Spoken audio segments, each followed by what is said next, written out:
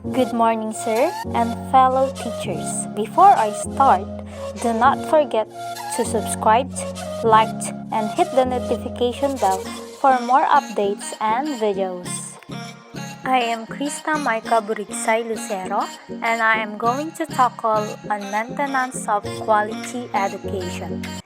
So, what is the law that the government institutes in order to improve or maintain the quality of education in the country? Maintenance of quality education is under Batas Pambansa Bilang 232.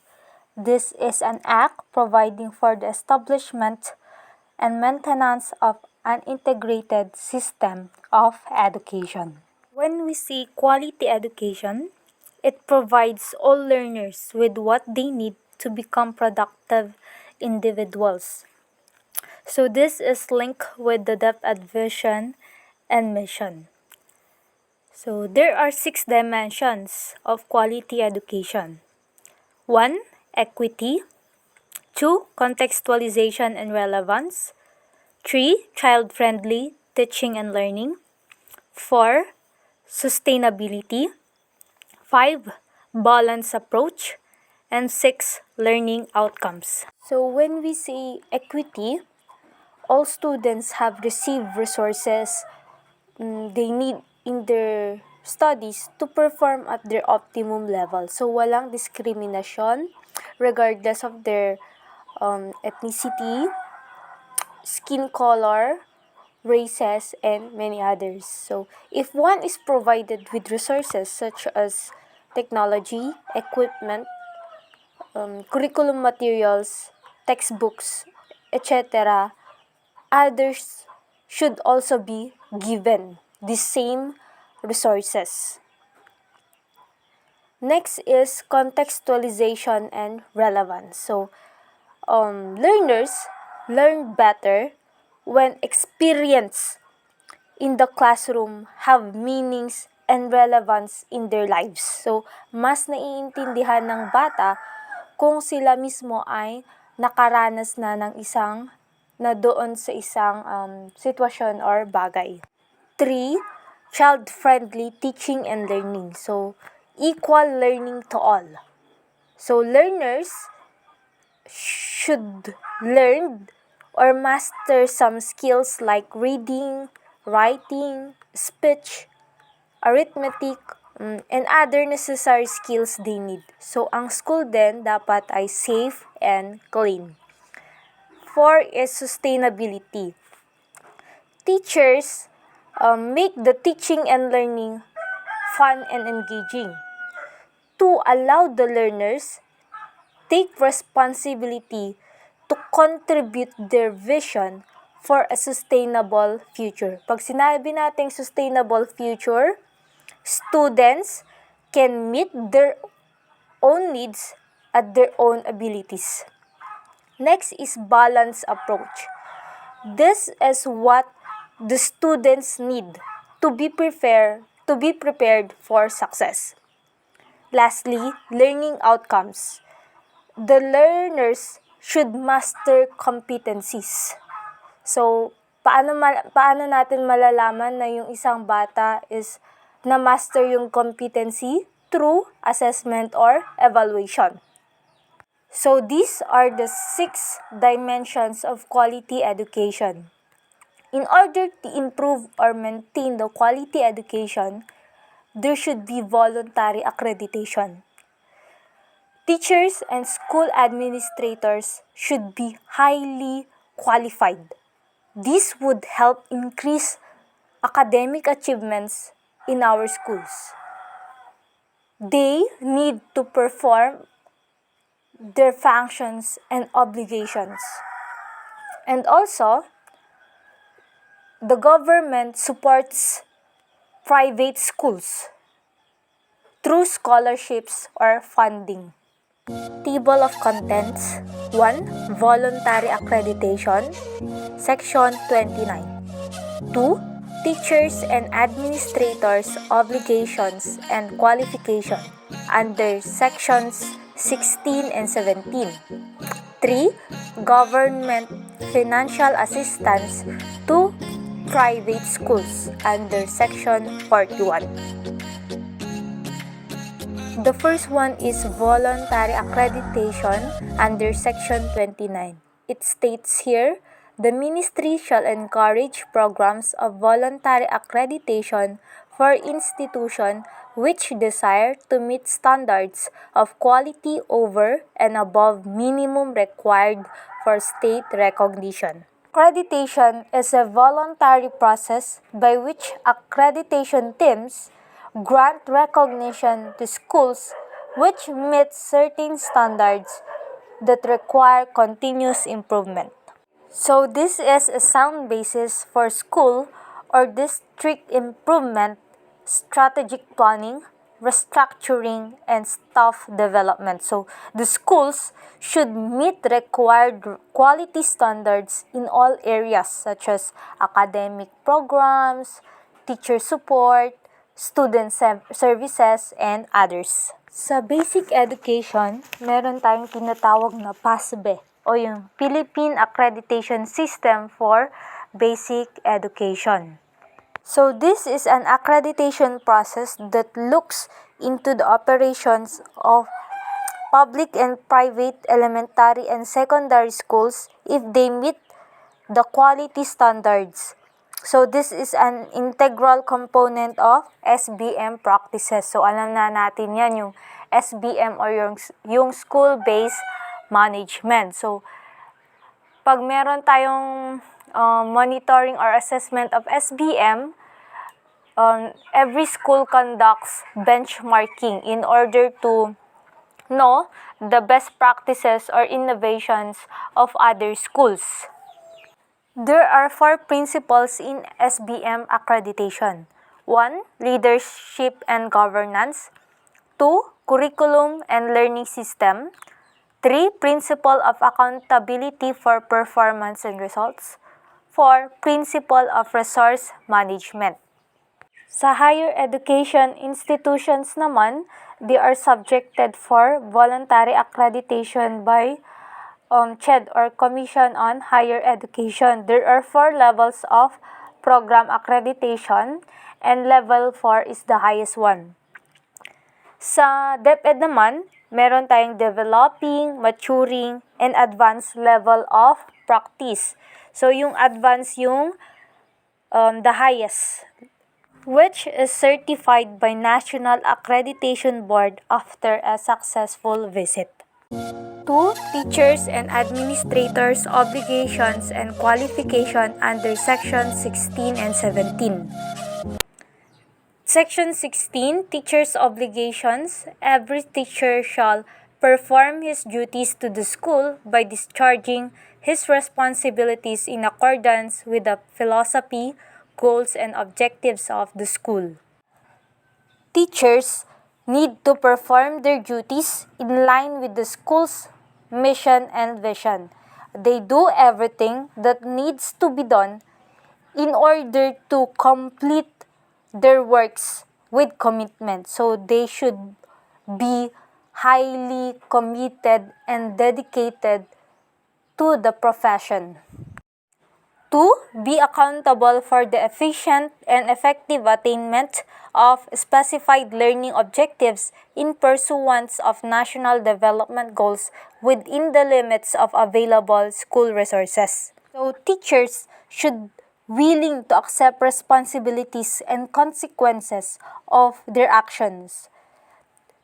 They need to exhibit efficiency in the matter that they get things done, how they manage their class, and their time in getting things done.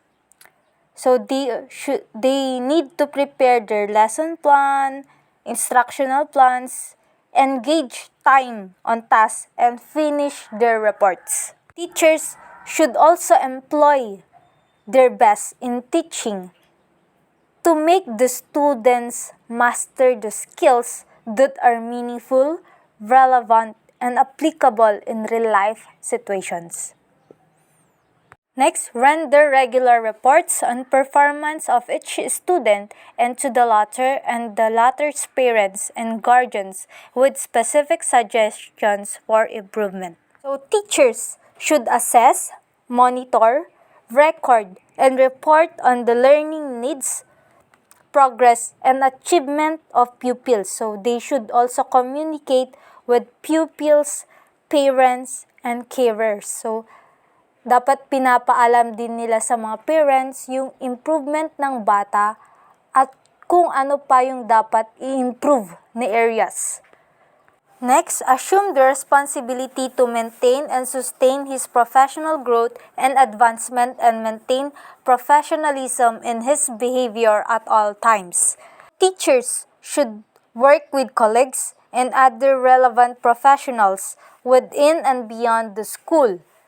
They should also participate in webinars, trainings, etc. in order to improve their skills for professional growth. They should maintain professionalism by being polite, showing good judgment, being ethical, dressing and acting appropriately, communicating with colleagues, parents, and students respectfully, and being reliable. Next, refrain from making deductions in students' scholastic rating for acts that are clearly not manifestations of poor scholarship. So, teachers should be fair and consistent in grading. So, kung ano yung performance ng bata at scores niya sa summative test should be recorded. Hindi yung -5 ito kasi pasaway sa bahay nila to. Or -10 to kasi napakamarites yung nanay. No, that should not be. Kung ano yung performance ng bata, kung ano yung nakuha sa summative test, yun dapat yung i-grade. Okay? Next, participate as an agent of constructive social, economic, moral, intellectual, cultural, and political change in his school and the community within the context of national policies. Hindi lang yung mga magsasaka ang backbone of the society, but also the teachers. Why? Because they play a vital role in shaping the society. They participate some community programs. They provide children with a learning environment and assist them with their educational needs. They provide education to improve the quality of life, bring so much to both individuals and the society as a whole. Teachers should also be culturally responsive. In political concept, we participate in the election process, but we are not partisan, or we should not be partisan in any political activities or campaigns, but we will serve as poll workers in the election season. Sabi nga ni Secretary Briones, we must behave and exhibit what is described as political neutrality. Next, Section 17, School Administrator's Obligations. Every school administrator shall 1. Perform his duties to the school by discharging his responsibilities in accordance with the philosophy, goals, and objectives of the school. So, pareho din sila ng function or obligation ng isang teacher. So, school administrators should collaborate with teachers, personnels, to improve the standards and opportunities. So, for example, yung goal ng school is to create high standards of learning experiences for all children. So, anong gagawin niya? So, the school administrator should help build school environments that enable teachers to flourish and students to exist. to excel. They give clear direction, cultivate the teachers, and establish high expectations for learners. Next, be accountable for the efficient and effective administration and management of the school. So, principals are administrators and managers. They support teachers by motivating them and guiding them in areas they need to improve. So, they are good communicators and also competent.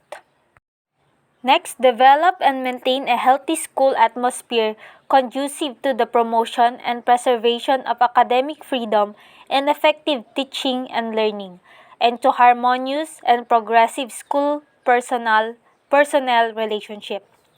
So, school administrators make sure that they develop and maintain positive school environment by having appropriate facilities, well-managed classrooms, wherein interaction blossoms.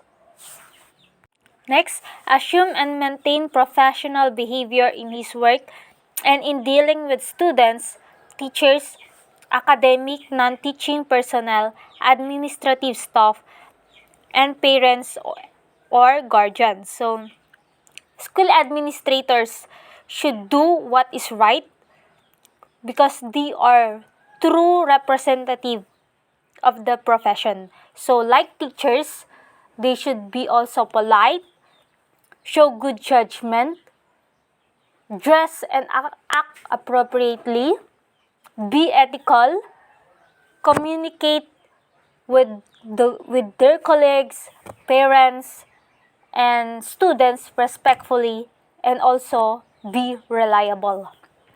5. Render adequate reports to teachers, academic non-teaching personnel, non-academic staff on their actual performance in relation to their expected performance and counsel them on ways of improving the same. For example, there is a COT or classroom observation tool. Pero ngayong pandemic, hindi na sa classroom, kundi during home visitation, wherein school administrator conducts observation to capture teacher's instruction during that observation visit. So, ano yung importance nito? To assess the performance of the teacher and plan further improvement to enhance teacher's preparation and competency.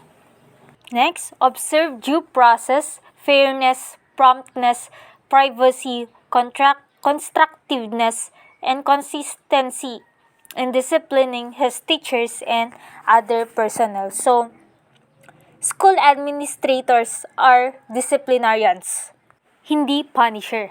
Diba? Diba sa atin mga teachers, kung pasaway yung bata, we do proper actions to address the misbehavior. Ganun din ang administrators. For example, teacher A is always late in coming to school. At maaga din siyang nag-out. Pag nag-round si principal, wala siya sa room niya. Parents also complained of the late distribution of modules and summative tests. So, ano ang gagawin na administrator? He or she talks to the teacher and clarifies the mission and vision of the school. So, school administrator should be fair and consistent when it comes to discipline.